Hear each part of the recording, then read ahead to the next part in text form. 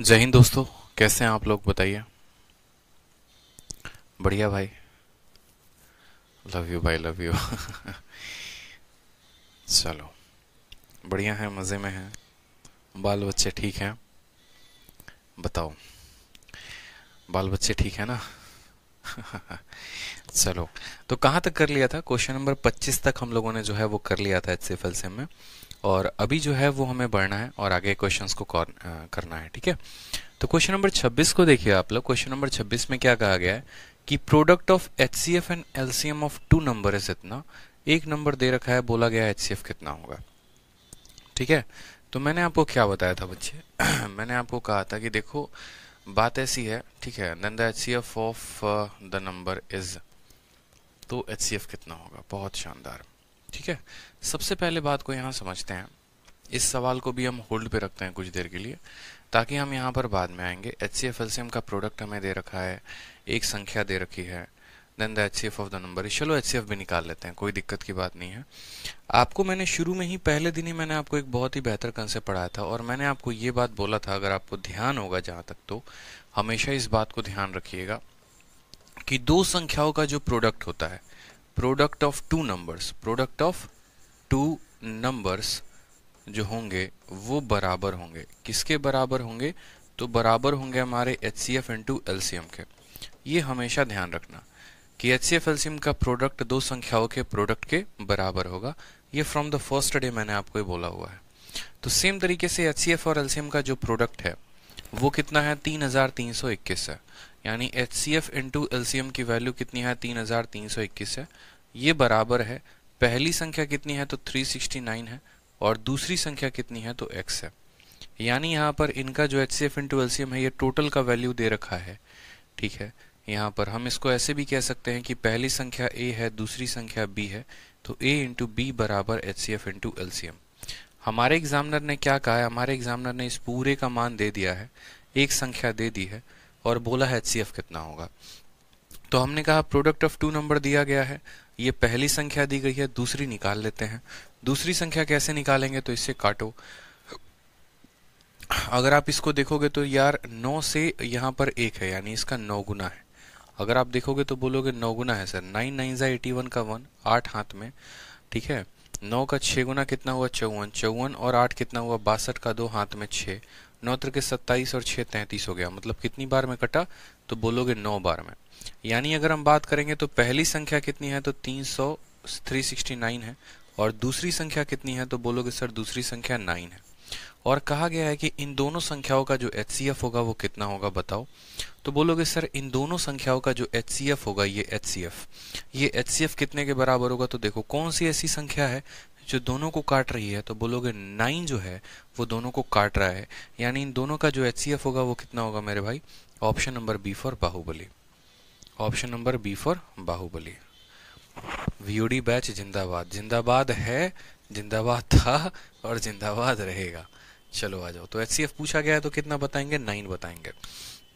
Next question देखते हैं। Next question वापस से कहा गया है कि एचसीएफ और एलसीएम दो संख्याओं का, पहली का एचसीएफ इतना है और एलसीएम भी इतना है, दोनों संख्याओं का। एक संख्या दे रखा है, बोला दूसरा संख्या कितना होगा।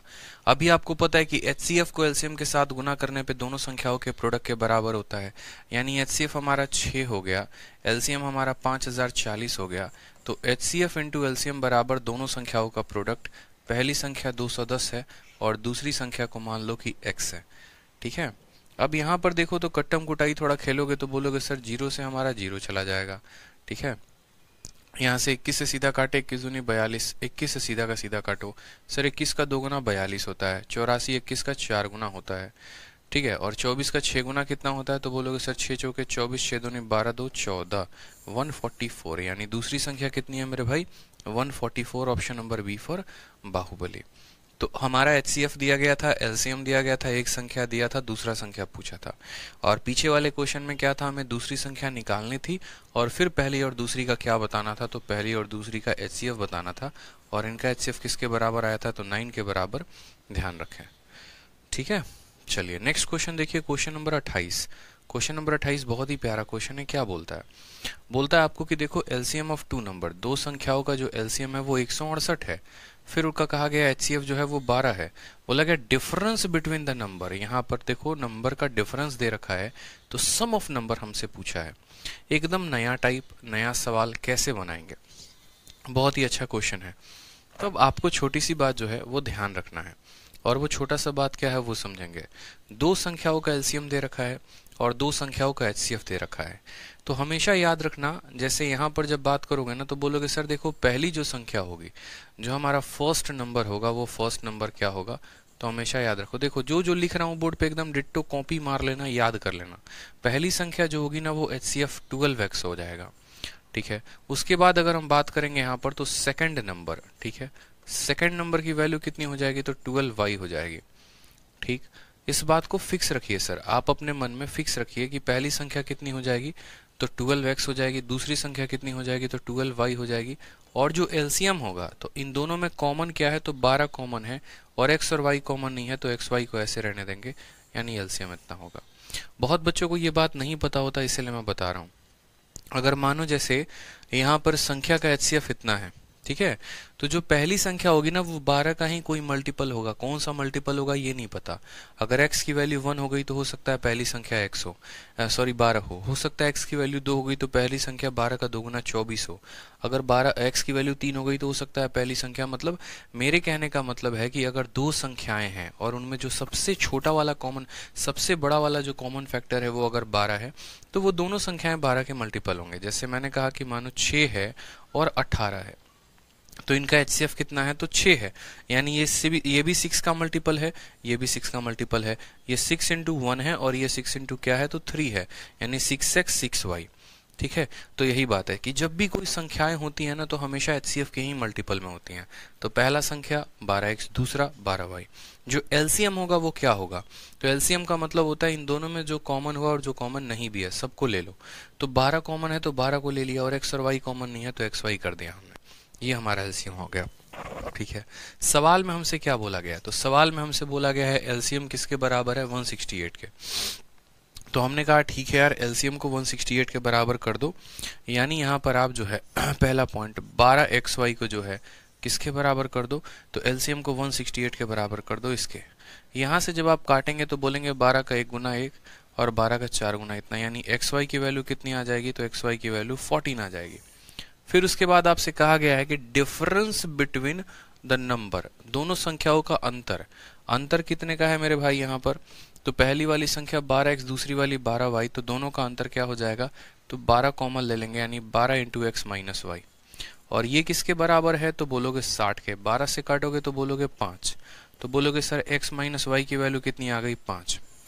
अब आपको एक्स वाई की वैल्यू पता है और आपको x माइनस वाई की वैल्यू पता है। आपसे कहा गया है नंबर्स का जो सम होगा वो कितना होगा। दो संख्याओं को गुना करने पर 14 आए और उनको घटाने पर 5 आए, ठीक है, तो क्या होगा। तो हमेशा आपको मैंने एक और रिलेशन अलजेब्रा में भी पढ़ाया था, अगर आपको ध्यान होगा तो, कि अगर आपको ए बी का वैल्यू पता है और अगर आपको ए माइनस बी का वैल्यू पता है और ए प्लस बी का रिलेशन आपको निकालना है, इन तीनों का रिलेशन क्या होता है, तो हमेशा याद रखना ए प्लस बी का जो होल स्क्वायर होता है बराबर होता है किसके, ए माइनस बी के होल स्क्वायर के और प्लस 4ab के। ये बात, ये रिलेशन पता है कि नहीं पता, अलजेब्रा वाला पता है ना, कि a प्लस बी का होल स्क्वायर बराबर a माइनस बी का whole square plus 4ab। Same कहानी यहाँ पर करनी थी, बोलते सर x प्लस वाई का जो होल स्क्वायर होगा बराबर होगा किसके, तो x माइनस वाई के होल स्क्वायर के और प्लस 4xy के, ठीक है। तो x प्लस वाई का होल स्क्वायर तो नहीं पता, तो इसको ऐसे रहने देते हैं, ठीक है। x माइनस वाई का होल स्क्वायर यानी 5 का होल स्क्वायर कितना हो जाएगा, तो 25 हो जाएगा। एक्स वाई की वैल्यू कितनी होगी, 14, 14 का 4 गुना कितना हो जाएगा, तो यहाँ 56 हो जाएगा, ठीक है। तो फिर उसके बाद हम बोलेंगे सर x प्लस वाई का होल स्क्वायर जो है 6 5 11 5 2 60 81 आ जाएगा। तो x प्लस वाई की दोनों साइड क्या कर देंगे रूट, तो x प्लस वाई की वैल्यू कितनी आ जाएगी, 9 आ जाएगी, ठीक है। कोई समस्या है तो बता दो यहाँ पे। LCM of two numbers is इतना and their HCF is इतना।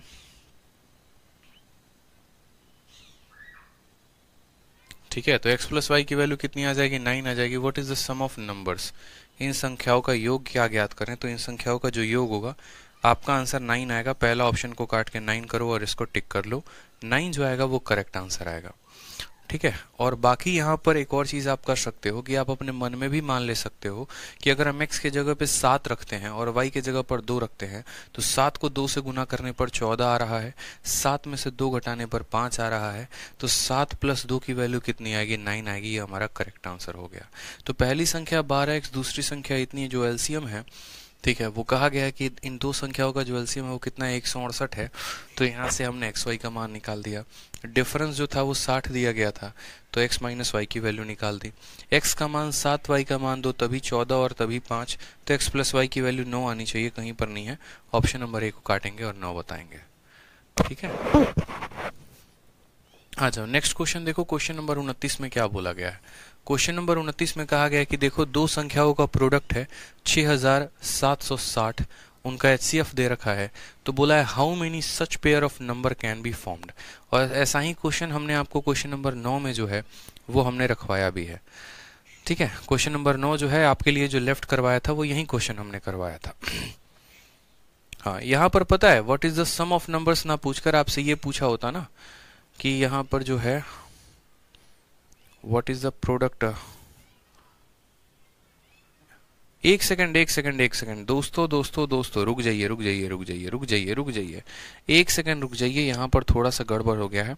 x प्लस वाई की वैल्यू 9 आई है, माफ करिएगा, x प्लस वाई की वैल्यू 9 आई है। हमें तो दोनों का सम बताना है, यानी हमें 12x प्लस 12y की वैल्यू बतानी है, यानी हमें 12 इंटू एक्स प्लस वाई की वैल्यू बतानी है। ठीक है, और x प्लस वाई की वैल्यू 9 है, तो बोलेंगे सर 12 इंटू 9, यानी आंसर 108 आएगा। 108 जो होगा वो करेक्ट आंसर होगा मेरे भाई, 108 जो होगा वो करेक्ट आंसर होगा। ऑप्शन नंबर सी जो होगा वो करेक्ट आंसर होगा। जैसे अगर आपका दिमाग काम करता ना तो आप यहीं पर बोल देते कि 7 और 2 होता, तो पहली वाली संख्या 12 का 7 गुना 84 होगा, दूसरी वाली संख्या 12 का 2 गुना 24 होगा। 84 में 24 को जोड़ोगे तो सीधा 108 बता देते। और नहीं तो यहाँ पर x प्लस वाई की वैल्यू 9 है, तो यहाँ से फिर बोलते कि दोनों का सम 12 इंटू एक्स प्लस वाई होगा। जहाँ पर x प्लस वाई की वैल्यू 9 है तो उसको 12 से गुना करेंगे तो 108 आएगा। ठीक है, हाँ, x प्लस वाई का सम नहीं बोला है, 12 इंटू एक्स प्लस वाई निकालना है। आ जाइए नेक्स्ट क्वेश्चन देखिए। नेक्स्ट क्वेश्चन, दो संख्याओं का प्रोडक्ट कितना है? तो दो संख्याओं का प्रोडक्ट 6760 है। इनका एचसीएफ कितना है? तो 13 है। बोला गया है ऐसे कितने पेयर पॉसिबल हो पाएंगे? अच्छा सवाल। तो देखो पहली वाली संख्या अगर एचसीएफ 13 है, अगर एचसीएफ 13 है तो पहली वाली संख्या क्या होगी? 13x होगी। दूसरी वाली संख्या क्या होगी? 13y होगी। आपको पता है ना, अभी बताया था मैंने, पहली वाली संख्या 13x, एचसीएफ का इंटू x इंटू वाई, तो ये पहली वाली संख्या, दूसरी वाली, इन दोनों का जो प्रोडक्ट है वो किसके बराबर है? तो 6760 के बराबर है। इन दोनों का प्रोडक्ट किसके बराबर है? तो 6760 के बराबर। 13 से काटेंगे तो 13 पचे 65 हो जाएगा, 13 दूनी 26 हो जाएगा 0, फिर 13 से काटेंगे तो 40 बार में जाएगा, यानी यहाँ पर एक्स वाई की जो वैल्यू आ जाएगी वो कितनी आ जाएगी? तो बोलेंगे सर 40 आ जाएगा। अब यहाँ पर एक और बात ध्यान रखना होता है कि जब आप, आशुतोष कुमार, डेटा इंसफिशिएंट कब स्टार्ट होगा? भैया रीजनिंग नहीं पढ़ाते हम कि डेटा इंसफिशिएंसी हम पढ़ाएं, मैथ्स पढ़ाते हैं। ठीक है, तो डेटा इंसफिशिएंसी जो है वो मैथ्स में आता नहीं है, वो आपको रीजनिंग में आता है। ठीक है, आ जाओ। तो आपको बोला गया कि एक्स वाई का मान जो है वो 40 होगा, तो अब ऐसे कितने पेयर पॉसिबल हैं? अब यार देखो 40 तो आपको 1 इंटू 40 से भी बनता है। x को 1 रखेंगे, y को 40 रखेंगे तो भी होगा। अगर x के स्थान पर हम 2 रखेंगे और y के स्थान पर 20 रखेंगे तो भी 40 बनेगा। अगर x के स्थान पर 4 रखेंगे, y के स्थान पर 10 रखेंगे तो भी 40 बनेगा। ठीक है, अगर यहाँ पर हम 5 रखते हैं और y के स्थान पर 8 रखते हैं तो भी 40 बनेगा। ठीक है, और बाकी किसी के साथ नहीं बनेगा। यही पेयर 40 बना सकते हैं, 1 2 3 4। तो क्या 4 पेयर बनाएंगे तो आंसर में हम 4 टिक कर देंगे? नहीं टिक करेंगे। क्यों नहीं टिक करेंगे? तो हमारे पास एक कंडीशन होता है, और कंडीशन यहाँ पर ये होता है कि जो यहाँ x और y आप ले रहे हैं ना, ये कोप्राइम होंगे। ठीक है, ये क्या होंगे? कोप्राइम होंगे। जैसे मानो यहाँ पर अगर मैं आपसे एक बात कहता हूँ, छोटा सा मैं एक आपको एग्जाम्पल लेके दिखाता हूँ। जैसे मानो यहाँ पर 6 है, ठीक है, और ये हमारा क्या हो गया? तो 12 हो गया। ये दो संख्याएं हो गई। इनका जब आप एचसीएफ लेते हैं तो आप क्या बोलते हैं? बोलते हैं कि सर इनका जो हाईएस्ट कॉमन फैक्टर होगा वो 6 होगा। हाईएस्ट कॉमन फैक्टर क्या होगा? 6 होगा। अब जैसे मानो कल के दिन क्या होता है कि मैं यहाँ से इनको मिटा देता हूँ, तो मैं बोलूंगा कि यार देखो, अगर हमें संख्या का कल के दिन क्या हो, हमें बोले कि तुम्हें संख्याओं का नहीं पता, तुम्हें मैं उनका प्रोडक्ट देता हूँ, कितने पेयर पॉसिबल है बताओ। एग्जामिनर ने हमें प्रोडक्ट दे दिया 72, बोला कि दो संख्याओं का प्रोडक्ट 72 है, उनका HCF 6 है, आप बताओ कितने मान पॉसिबल है। तो हमने कहा ठीक है, पहला संख्या अगर 6 है तो पहला संख्या 6x होगा, दूसरा संख्या कितना होगा तो दूसरा वाला 6y होगा। ठीक है, इन दोनों को गुना करेंगे तो किसके बराबर आएंगे 72 के। 6 और 6 36, इसको 2 बार में काटेंगे तो xy का मान कितना आएगा 2 आएगा। 2 तब आएगा ना जब x के स्थान पर 1 रखोगे और y के स्थान पर 2, यानी एक ही पेयर पॉसिबल है। ठीक है, यानी पहली वाली संख्या 6 होगी और दूसरी वाली संख्या 12 होगी। अगर मानो इनकेस करके कल के दिन हम यहाँ पर ऐसी संख्या को ले लेते, x और y को कोप्राइम ना लेकर कोई और संख्या ले लेते, तो उस केस में हमारा HCF बढ़ जाता। जैसे कोई स्टूडेंट बोलता कि सर एक काम करो ना, x के जगह पर 2 रख लो, y के जगह पर 4 रख लो, तो यहाँ पर x के जगह पर आप 2 रखते तो पहली वाली संख्या 12 हो जाती, y के स्थान पर अगर आप 4 रखते तो दूसरी वाली संख्या 24 हो जाती। फिर मेरे भाई इनका HCF कभी भी 6 नहीं आता, फिर इनका HCF 12 आता। यानी HCF तभी डिस्टर्ब नहीं होगा जब यहाँ पर x और y जो होंगे वो आपस में कोप्राइम होंगे, यानी उसके बीच में कोई भी फैक्टर कॉमन नहीं होना चाहिए। तो जब हम यहाँ पर x और y को लिखते हैं ना, तो हमेशा हमें इस बात को ध्यान रखना होगा कि यहाँ पर x and y are coprime, x and y are coprime, मतलब इनके बीच में। कोप्राइम का मतलब जानते हैं क्या होता है? कोप्राइम का मतलब होता है कि इनमें आपस में कोई कॉमन फैक्टर नहीं होना चाहिए, नहीं तो पता चला फिर हमारा HCF 13 से बढ़कर कुछ और हो जाएगा। ठीक है, तो जैसे यहाँ पर 1 into 40 तो ले नहीं सकते, इसको नहीं लेते हैं। ठीक है, यहाँ पर देखो तो ऐसे कितने हैं, सबसे पहले समझो। तो क्या 2 और 20 को ले सकते हैं? नहीं, 2 इसमें भी है, इसमें भी मौजूद है, तो ये नहीं ले सकते हैं। क्या 4 और 10 को ले सकते हैं? तो बोलोगे नहीं सर नहीं ले सकते हैं। क्यों नहीं ले सकते? ये भी 2 से कट जाएगा, ये भी 2 से कट जाएगा। 1 और 40 को ले सकते हैं और 5 और 8 को ले सकते हैं, यानी कितने पेयर पॉसिबल हैं? तो 2 पेयर पॉसिबल है। समझ में आ गया बात मेरे यहाँ पर? जैसे मानो x के स्थान पर 1 रखोगे तो पहली वाली संख्या 13 और दूसरी वाली संख्या 520, तो 520 को 13 से 7 गुना करने पर इतना आ जाएगा। या फिर x के स्थान पर 5 रखोगे तो पहली वाली संख्या 65 कहलाएगी और दूसरी वाली संख्या का 13 का 8 गुना होगा, उन दोनों को गुना करोगे तो इतना आएगा। तो ये जो सवाल था इसमें करना क्या होता था, आपका एग्जामिनर HCF देता है, प्रोडक्ट देता है। जैसे मानो उसने HCF दिया 13, तो बोलोगे पहली वाली संख्या 13x, दूसरी वाली संख्या 13y, इन दोनों का प्रोडक्ट निकाल दोगे, xy का मान आएगा। xy के जितने मान पॉसिबल होते हैं उनको बकायदा आप लिख दीजिए। उसके बाद देखिए कि ये दोनों जो है ना, ये दोनों पॉसिबल इसी नहीं है क्योंकि ये कोप्राइम नहीं है।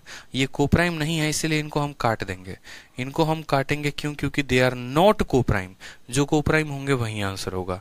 तो बोलेंगे सर ये कोप्राइम क्या है? नहीं है, नॉट कोप्राइम, नॉट कोप्राइम।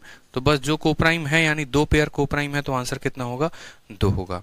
अब इसी तरीके से हम चलते हैं अपने क्वेश्चन नंबर 9 की तरफ, जो शुरू में मैंने आप लोगों के लिए छोड़ दिया था और मैंने कहा था बाद में कराएंगे। सवाल में कहा गया वापस से 2 संख्याओं का प्रोडक्ट, उनका HCF भी 13 दे रखा है, ऐसे कितने पेयर पॉसिबल है? सेम सवाल है, 2 जगह पर रिपीट हो गया था। ठीक है, तो ये अभी किसका रिपीट है? देखो सेम सवाल है, HCF 13 और 6760 रिपीट है ये।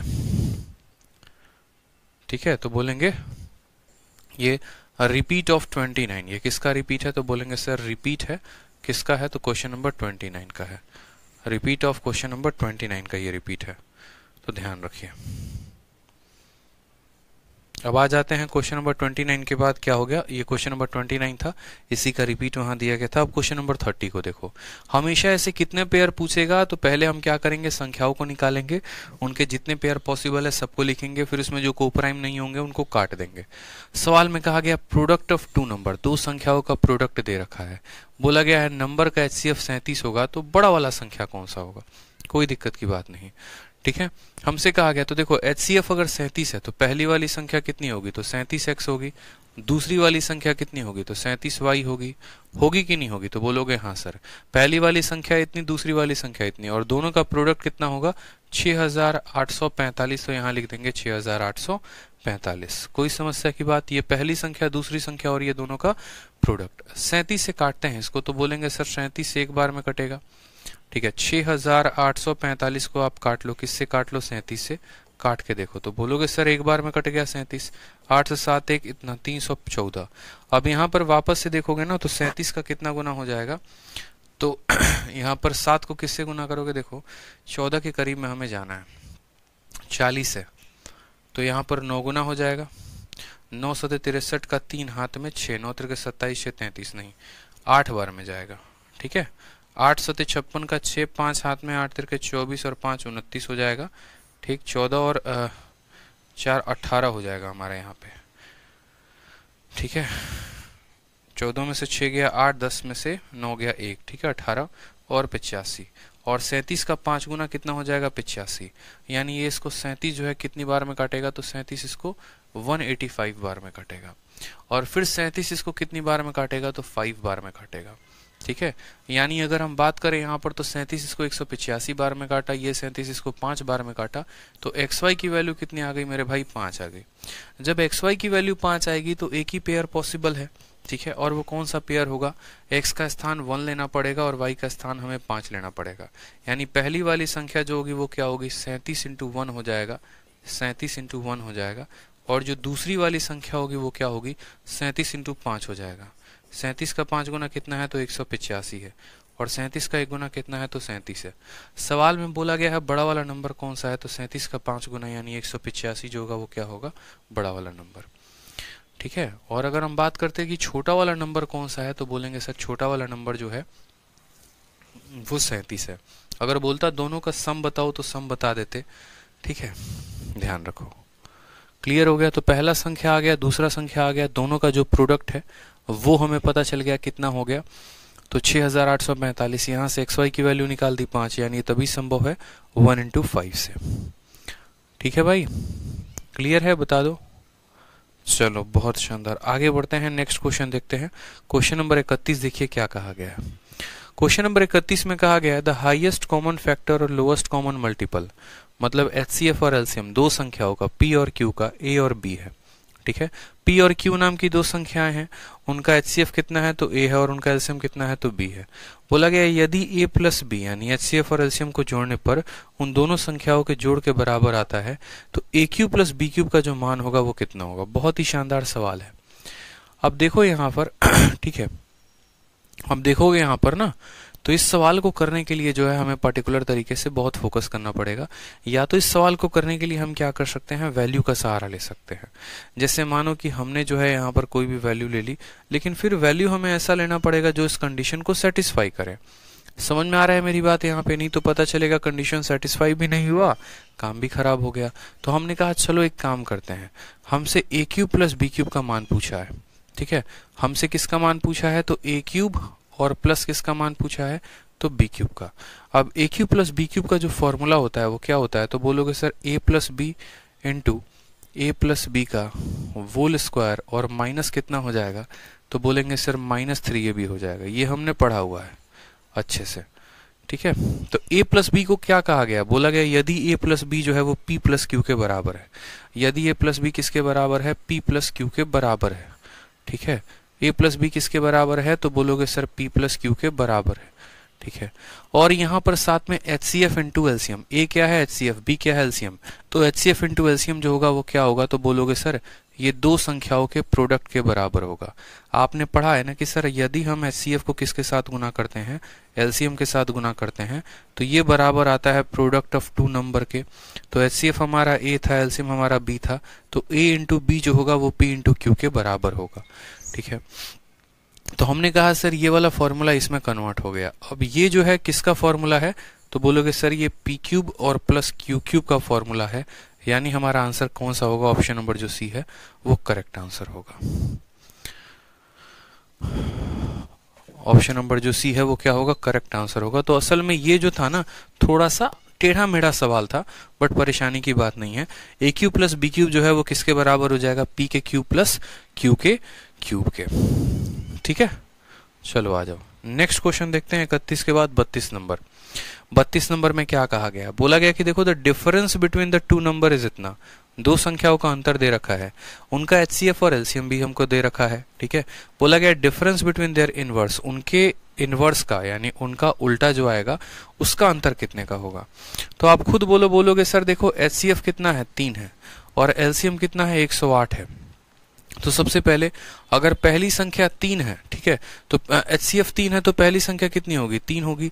दूसरी संख्या कितनी होगी देखो HCF 3 है तो पहली संख्या 3x और दूसरी संख्या 3y, इन दोनों का जो अंतर आएगा वो कितना आएगा, तो 3 इंटू एक्स माइनस वाई, और वो किसके बराबर है, तो डिफरेंस 15 के बराबर है। तो बोलेंगे सर x माइनस वाई की जो वैल्यू है वो कितनी बार में कटी है, 5 बार में, तो x माइनस वाई की वैल्यू 5 हो जाएगी। ठीक है, फिर उसके बाद हमसे कहा गया है कि उनका एलसीएम 108 के बराबर है। तो आप बोलेंगे सर देखो पहली वाली संख्या जो है वो 3x है, ठीक है, पहली वाली संख्या 3x है, दूसरी वाली संख्या 3y है, इन दोनों का एलसीएम जो होगा वो 3xy हो जाएगा। 3 कॉमन है तो उठा के रख देंगे, x और y यहाँ लिख देंगे। तो 3xy का मान सवाल में कितना दे रखा है बताओ, तो 3xy का मान सवाल में हमें 108 दे रखा है, तो उसको लिख दिया। यहाँ से जब हम काटेंगे तो बोलेंगे सर यहाँ पर जो है 36 बार में कट रहा है, कितनी बार में कट रहा है, तो ये इसको 36 बार में काट रहा है, यानी xy की वैल्यू कितनी आ गई, तो xy की वैल्यू जो है हमारी 36 आ गई। अब हमें दो ऐसी संख्याओं को तलाश करना है जिनका अंतर 5 का हो और जिनको गुना करने पर क्या आ जाए, तो 36 आ जाए, यानी वो संख्या 9 और 4 है।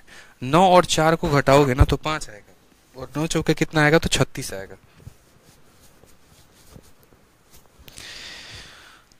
देखते इतना पता लग जाना चाहिए था मेरे भाई, देखते इतना पता लग जाना चाहिए था कि यहाँ पर x के स्थान पर हम कितना रखेंगे, 9 रखेंगे, और y के स्थान पर कितना रखेंगे, 4 रखेंगे, ताकि इनका अंतर 5 का हो जाए और इनका जो है प्रोडक्ट कितना का हो जाए, 36 का हो जाए। ठीक है,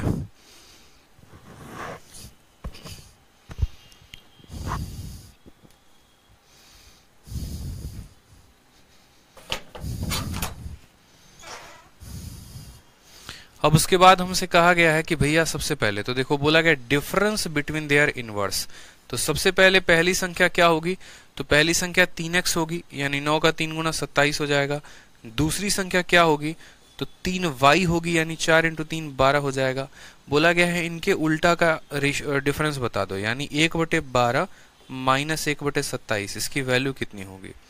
इसका उल्टा और इसका उल्टा का बता दो वैल्यू। तो बोलोगे 27 माइनस 12, 27 में से 12 गया तो कितना आएगा, 15, 15/12 इंटू कितना हो जाएगा, तो 27। सॉल्व करो, 3 से आपका 4 बार में जाएगा, 3 से आपका 5 बार में जाएगा, तो बोलोगे 5 बटे यहाँ पर 108 is the correct answer. 5/108 option number B for Baahubali. तो सवाल जो है सवाल जो है वो क्या है, सवाल जो है आपका बढ़िया क्वेश्चन पूछा गया था, ठीक है, एमटीएस में पूछा गया था, लेकिन आपने देखा, आपने कहा सर डिफरेंस दिया गया था तो x माइनस वाई की वैल्यू आ गई, उसके बाद एलसीएम दिया गया था x y की वैल्यू आ गई, फिर x और y की वैल्यू अपने अनुसार हमने ले ली, यहाँ से पहली संख्या का मान पता चल गया, दूसरी संख्या का मान पता चल गया, और फिर उसके बाद हमसे क्या कहा गया था, फिर उसके बाद हमसे कहा गया था इनके इनवर्स का अंतर बताओ। तो पहले वाले का इनवर्स जो है उसका 1/27, दूसरे वाले का इनवर्स 1/12, और यहाँ पर इनका जो अंतर आएगा वो कितना आ जाएगा, 5/108 आ जाएगा। बहुत अच्छे। नेक्स्ट क्वेश्चन देखो, क्वेश्चन नंबर 33 प्यारा क्वेश्चन है। क्या बोलोगे, बोलोगे सर दो संख्याओं का HCF 21 है, उनका एलसीएम जो है 221 गुना उनके HCF के है। एक नंबर जो है वो 200 और 300 के बीच में है, तो बोला गया then the sum of digit of other number. बड़ा प्यारा सवाल। सबसे पहले HCF कितना है, 21 है, तो पहली संख्या क्या होगी, तो बोलोगे सर 21x होगा, और दूसरी संख्या क्या होगी, तो 21y होगी। प्रोडक्ट ऑफ टू नंबर बराबर HCF कितना है, तो 21 है, इंटू LCM। बोला गया ना, प्रोडक्ट ऑफ टू नंबर बराबर HCF इंटू LCM, और सवाल में कहा गया है जो आपका LCM है वो बराबर है 221 इंटू किसके, तो HCF के, यानी इतने के।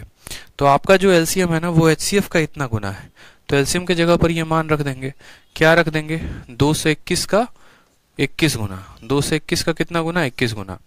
अब यहाँ पर आप देखें तो बोलेंगे सर देखो 21 और 21 से हमारा 21 और 21 खत्म, यानी xy की वैल्यू कितनी आ जाएगी, तो xy की वैल्यू हमारी 221 आ जाएगी। अब ये जो 221 का निर्माण होता है ये कैसे होता है, 221 कैसे आता है बताओ, कौन सी ऐसी दो संख्याओं को गुना करने पर आएगा, बताओ यहाँ पे बोलो। 17 को 13 के साथ गुना करे तो आएगा, देखो 17 को जो है आप एक बार 13 के साथ गुना करो, 17 51 के 1 5 हाथ में, 17 कम 17 5 22, यानी 17 को 13 के साथ गुना करने पर कितना आता है, 221 आता है। यानी यहाँ पर जो है x का मान कितना होगा, तो 17, और y का मान कितना होगा, तो 13 होगा। सवाल में कहा गया if one of the number lies between इतना एंड इतना then the sum of digit of other number is. तो यहाँ पर सबसे पहली बात है कि पहले वाली संख्या की बात करते हैं। पहले वाला संख्या कितना होगा, तो 21 का 17 गुना, यानी पहली वाली संख्या 21 इंटू 17 होगी। दूसरी वाली संख्या की यहाँ पर बात करें तो बोलेंगे सर 21 का कितना गुना होगा, 13 गुना। क्योंकि xy का मान अगर इतना आया है तो xy ये तभी पॉसिबल है जब ये दोनों 17 और 13 हो और ये कोप्राइम हो। तो 17 और 13, तो पहली वाली संख्या क्या होगी, 21 का 17 गुना। दूसरी वाली संख्या क्या होगी, 21 का 13 गुना। इसको देखते हैं तो 17 एकम 17 का 7 हाथ में, एक 17 दूना 34 और एक 35, ठीक है। और इसको देखते हैं 13 एकम 13 का 3 हाथ में, एक 13 दूना 26 और एक हो जाएगा 27। बोला गया है कि यदि एक संख्या इन दोनों के बीच में है, यानी ये वाली संख्या है, तो जो इसके अलावा जो दूसरी वाली संख्या बच गई यानी ये संख्या, तो इसका सम ऑफ डिजिट क्या होगा। तो 5 3 8 7 15, यानी इसका सम ऑफ डिजिट कितना होगा, तो इसका सम ऑफ डिजिट हमारा 15 आ रहा है, यानी हमारा option number D for Devsen आएगा। मेंस का क्वेश्चन था, बढ़िया क्वेश्चन था, ठीक है। अवंतिका कह रही है सर क्या ये कोर्स बैंकिंग एस्पिरेंट के लिए बेनिफिशियल है। बिल्कुल बेनिफिशियल अवंतिका, अच्छे से मन लगाकर पढ़ेंगे तो बहुत बेनिफिट मिलेगा आपको। तो सवाल में हमसे कहा गया xy का मान 221 हो गया, x का मान इतना, y का मान इतना, इसमें से कोई एक संख्या 200 और 300 के बीच में है, यानी ये वाली संख्या है, ये वाली संख्या 200 और 300 के बीच में है, तो जो दूसरा बच गया उसका डिजिटल सम कितना होगा, तो उनको जोड़ने पर 15 आ रहा है, यानी उनका डिजिटल सम कितना आएगा, 15 आएगा। और ये जो 15 होगा ये क्या होगा, करेक्ट आंसर होगा, ठीक है भाई। चलो आ जाओ नेक्स्ट क्वेश्चन देखो। क्वेश्चन नंबर 34 आपसे क्या कहा है, बोला है कि देखो the LCM of two numbers x and y is 204 times their HCF, ठीक है। एलसीएम जो है 204 का 12 गुना है, ठीक है। एचसीएफ का 204 गुना है और एचसीएफ कितना दे रखा है, 12 दे रखा है। बोला है नंबर्स के बीच में जो डिफरेंस है वो कितना है, 60 है, तो x प्लस वाई की वैल्यू कितनी होगी। एचसीएफ आपका कितना है, 12, तो अगर आपका एचसीएफ 12 है तो पहली संख्या आपका 12x हो जाएगा, दूसरी संख्या 12y हो जाएगा, और दोनों का जो डिफरेंस है वो कितना है, 60 है, यानी 12 इंटू एक्स माइनस वाई की वैल्यू कितनी है, तो बोलेंगे 60 है। यहां से काटेंगे तो बोलेंगे सर x माइनस वाई का वैल्यू कितना आ गया, तो x माइनस वाई का वैल्यू हमारा 5 आ गया, ठीक है। उसके बाद हमसे यहाँ पर कहा गया है, समझिएगा, एलसीएम जो है, ठीक है, एलसीएम जो है यहाँ पे, ये जो एलसीएम है ये किसके बराबर है, तो बोला गया है 204 गुना है, और ये किसके है 204 गुना, तो बोलेंगे 204 गुना है एचसीएफ के, यानी 204 इंटू 12, ठीक है। तो हमने पढ़ा है कि दोनों संख्याओं का प्रोडक्ट, पहली वाली संख्या कितनी है मेरे भाई, तो पहली वाली संख्या 12x हो जाएगी आपकी, दूसरी वाली संख्या कितनी है, तो 12y है, तो दोनों संख्याओं का प्रोडक्ट बराबर एलसीएम एचसीएफ, ठीक है। यहाँ पर समझेंगे दोनों संख्याओं का जो प्रोडक्ट होगा, दोनों संख्याओं का जो प्रोडक्ट होगा, पहली वाली संख्या कितनी होगी, तो बोलेंगे सर 12x, दूसरी वाली कितनी होगी, तो 12y, इन दोनों का जो प्रोडक्ट होगा बराबर एचसीएफ, एचसीएफ 12 है, इनटू एलसीएम, और एलसीएम का मान कितना है, तो 204 इंटू 12। अभी ऐसा सॉल्व किया था हमने, ठीक है, कि product of two number is always equal to HCF into LCM, product of two number is always equal to HCF into पूरा का पूरा एलसीएम। क्लियर हो गया ये बात। काटो यहाँ पर 12 से 12 और 12 खत्म, तो xy का मान कितना आ जाएगा, तो xy का मान 204 आ जाएगा। कोई समस्या की बात है तो बोलोगे नहीं सर। अब देखो यहाँ पर पता करना हो सकता है आपके लिए मुश्किल हो कि कौन सी ऐसी दो संख्याएं हैं जिनका अंतर आपस का 5 का होगा और यहाँ उनको गुना करने पर 204 आ जाए, ठीक है। बट कोई बात नहीं, हमें पता है यहाँ पर, और हमें क्या पता है, तो हमें पता है x प्लस वाई का मान निकालना है। तो अभी मैंने आपको कहा था कि देखो याद करो, x प्लस वाई का जो होल स्क्वायर होता है बराबर होता है किसके, तो x माइनस वाई के होल स्क्वायर के और प्लस 4xy के। अभी मैंने आपको बताया था तो आपने कहा हाँ सर, तो x प्लस वाई का whole square, x minus Y की वैल्यू कितनी है 5, 5 का स्क्वायर कितना हो जाएगा, तो 25 हो जाएगा, प्लस xy का 4 गुना, 204 का 4 गुना, तो बोलोगे सर 816, ठीक है। 816 में 25 को जोड़ोगे तो बोलोगे 841, यानी बोलोगे सर x प्लस वाई का होल स्क्वायर कितने के बराबर, 841 के, तो x प्लस वाई किसके बराबर आएगा, तो ये 841 जो होता है ना, ये 29 का स्क्वायर होता है। कितना होता है, 29 का स्क्वायर, यानी x प्लस वाई की वैल्यू कितनी आ जाएगी मेरे भाई, 29 आ जाएगी। x प्लस वाई की वैल्यू कितनी आ जाएगी, 29 आ जाएगी। सवाल में कहा गया है x प्लस वाई की वैल्यू कितनी है, ठीक है।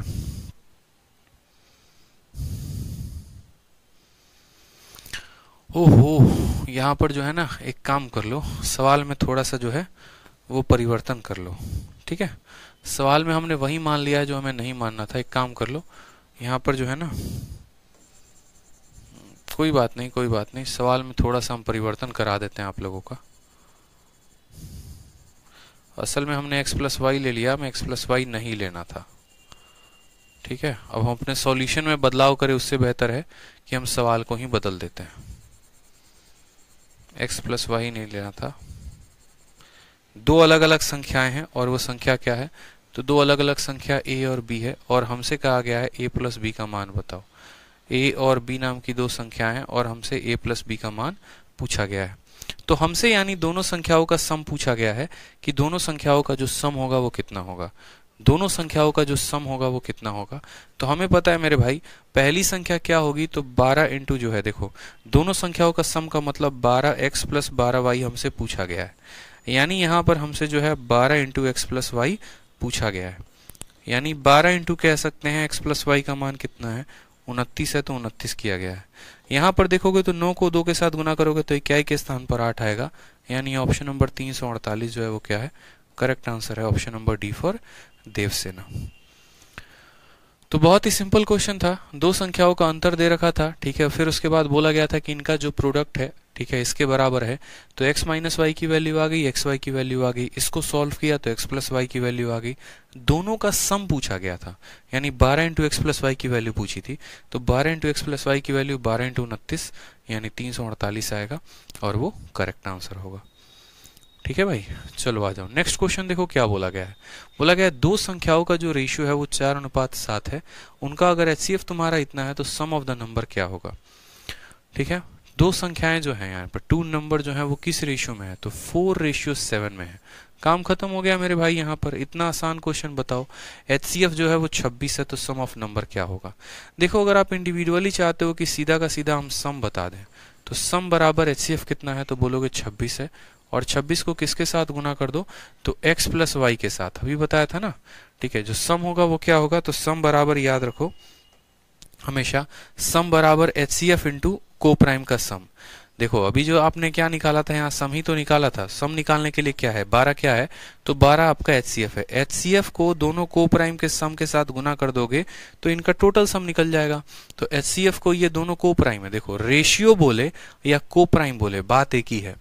तो आप बोलेंगे सर 26 को हम x प्लस वाई के साथ गुना कर रहे हैं, यानी x प्लस वाई का मतलब वो रेशियो हो गया 7 और 4 11, 11 के साथ गुना करो तो 6 आ गया, 6 2 8 आ गया, 286 आ गया। तो 286 करेक्ट आंसर होगा। बाकी हम आपको डिटेल में भी समझा देते हैं कि असल में हुआ क्या है। देखो क्या होता है कि जो संख्याएं होती हैं, कोई भी संख्या होती है, जैसे मानो यहाँ पर मैं थोड़ा डिटेल में एक्सप्लेन करता हूँ आपको, तो आप समझ जाएंगे कि हाँ ये कहा क्या गया है। जैसे मानो कि कोई भी संख्या होती है, तो कोई भी संख्या क्या होता है, एचसीएफ का ही तो को प्राइम फैक्टर होता है। जैसे मानो यहाँ पर अगर हम बोले कि जो पहली वाली संख्या है इसको कैसे लिखते हो, तो बोलते हो सर एचसीएफ इंटू एक्स लिखते हैं। फिर उसके बाद जो दूसरी वाली संख्या आती है उसको क्या लिखते हो, तो बोलते हो सर एचसीएफ इंटू वाई लिखते हैं। और ये जो x और y होते हैं कोप्राइम होते हैं, कोप्राइम होते हैं मतलब ये रेशियो के सबसे सिंपलेस्ट फॉर्म होते हैं, ये रेशियो के सबसे सिंपलेस्ट फॉर्म होते हैं, मतलब इनसे और छोटा नहीं किया जा सकता, ना ही इनमें कोई भी कॉमन फैक्टर बचता है। ठीक है, अगर हम इन दोनों का सम लेते हैं, यानी पहले में हम दूसरे को जोड़ते हैं, तो ये क्या हो जाएगा, तो बोलेंगे सर इन दोनों को जोड़ेंगे तो HCF into X HCF into Y, यानी HCF into x plus Y. यही तो होता है मेरे भाई बात यहाँ पे। इन दोनों को जोड़ोगे तो HCF into x plus y, दोनों को घटाओगे तो HCF into x minus y. HCF सवाल में कितना दे रखा था, तो 26 दे रखा था। और ये एक्स और वाई क्या होते हैं, तो अगर बोल रखा है कि इनके कोप्राइम नंबर इतने और इतने हैं तो ठीक है, और अगर नहीं बोलेगा तो ये वही होंगे जो रेशियो में दिया गया होगा, यानी 4 और 7। ठीक है, 4 और 7, तो यहाँ पर x का मान कितना हो जाएगा 4 और y का मान कितना हो जाएगा 7, यानी बोलेंगे C। ठीक है, और 7 और 4 11, यानी इसको सॉल्व करोगे तो बोलोगे सर 286 जो आएगा वो क्या आएगा, करेक्ट हो जाएगा, इतना आंसर होगा। तो ये असल में पीछे का रीजन ये था कि पहली संख्या एचसीएफ का x गुना, दूसरी संख्या एचसीएफ का y गुना, जहां पर x और y रेशियो में होते हैं या कह सकते हो कोप्राइम होते हैं। कोप्राइम नंबर में भी तो रेशियो होता है, कोई कॉमन फैक्टर तो होता नहीं है। कोप्राइम नंबर क्या होता है, कोप्राइम नंबर वो होता है जिनमें कोई कॉमन फैक्टर नहीं है। क्या इनके में कोई भी कॉमन फैक्टर है, तो नहीं सर नहीं है, मतलब यही कोप्राइम नंबर्स थे। x का मान 4 था, y का मान 7 था, रखा और आंसर आ गया। तो चलो क्वेश्चन नंबर 36 देखो जरा। 36 में भी सेम कहानी आपसे कही गई है कि दो संख्याएं जो हैं, ठीक है, दो संख्याएं जो हैं वो रेशियो में है, और किस रेशियो में, तो 6 और 11 में। अगर बोला गया यहाँ पर कि एचसीएफ 28 है तो सम ऑफ नंबर क्या होगा। क्या होगा? तो अभी हमने कहा जो सम होगा मेरे भाई वो हमेशा याद रखना HCF। HCF कितना है? तो 28 है, और 28 इंटू एक्स प्लस वाई यानी 11 और 6 हो जाएगा 17। 8 इंटू 7 56 का 6, क्या ही के स्थान पर 6 आएगा, एक ही ऑप्शन में है। 476 आंसर होगा। टिक करते और आगे बढ़ते, टिक करते और आगे बढ़ते। समझ में आ गया बात मेरे भाई? यहां पर जो पहली वाली संख्या होगी 28 का 6 गुना होगी, जो दूसरी वाली संख्या होगी वो 28 का 11 गुना होगी। दोनों का सम निकालना है। 28 इंटू 11 प्लस 6 17, 8 7 56, इक्याई के स्थान पर 6 आएगा, और यही जो होगा वो हमारा क्या होगा? करेक्ट आंसर होगा। ठीक है, आ जाइए नेक्स्ट देखिए। यहाँ पर क्वेश्चन नंबर 37 बहुत ही प्यारा क्वेश्चन है। क्या कहा गया देखिए। 37 में बोला गया what is the sum of digit of a least number which one divided by 12 16 and 54 leaves the same remainder 7 in each case and is also completely divisible by 13। अब देखोगे तो ये सवाल आप दो तरीके से कर सकते हो। ठीक है, एक तो ये सवाल आपके डिविजिबिलिटी का बन जाता है, और दूसरा क्वेश्चन आप इसको बेसिक से कर सकते हो। जैसे बेसिक से जो है, मानो जिन्होंने पढ़ा है वो बेसिक से बना ले, और दूसरा जिन्होंने डिविजिबिलिटी पढ़ा है वो डिविजिबिलिटी के नियम पर बना ले। डिविजिबिलिटी हमने आपको पढ़ाया है, 3 का नियम, 4 का नियम, 5 का नियम, 6 का नियम, 7 का नियम, 8 का नियम। तो अगर इस सवाल को सेकंडों में करना था तो आप क्या बोलते? तो मेरी बात को समझिए। कहा गया sum of digit of least number, वो सबसे छोटा संख्या का सम ऑफ डिजिट क्या होगा जिसको जब हम 54 के साथ, मुझे कुछ और नहीं दिख रहा, बस मुझे 54 दिख रहा है, कि 54 के साथ डिवाइड करेंगे तो रिमाइंडर 9 आएगा। अब आप मुझे एक बात बताओ, जो संख्या 54 के साथ होगी डिविजिबल वो 9 के साथ होगी, और जो संख्या 9 के साथ होगी और रिमाइंडर कितना देगी? 7 देगी, यानी उसका डिजिटल सम भी कितना होगा? 7 होगा। जैसे मानो कि मैंने आपसे एक बात कहा, मैंने कहा यार ये 16 है ना, इसको जब हम 9 के साथ डिवाइड करते हैं तो रिमाइंडर 7 देता है कि नहीं है? तो बोलो हाँ। जैसे मानो ठीक है 25 है ना, तो 25 को जब हम 9 के साथ डिवाइड करते हैं तो रिमाइंडर 7 देता है। ठीक है, 43 है ना, जब हम इसको 9 के साथ डिवाइड करते हैं तो रिमाइंडर 7 देता है। जब भी कोई संख्या 9 के साथ डिवाइड होती है तो उसका डिजिटल सम 9 होता है। जब भी कोई संख्या 9 के साथ डिवाइड होती है तो उसका डिजिटल सम कितना होता है? 9 होता है। अगर वो रिमाइंडर 1 देगा तो उसका डिजिटल सम भी 1 होगा। अगर कोई संख्या 9 से डिवाइड होने के बाद रिमाइंडर 2 दे रही है तो उस पूरे संख्या का डिजिटल सम 2 आएगा। अगर कोई संख्या 9 के साथ डिवाइड होने के बाद रिमाइंडर 3 दे रही है, जैसे मानो यहाँ पे आप 10 को 9 से डिवाइड करते हो, रिमाइंडर कितना आता है? 1 आता है।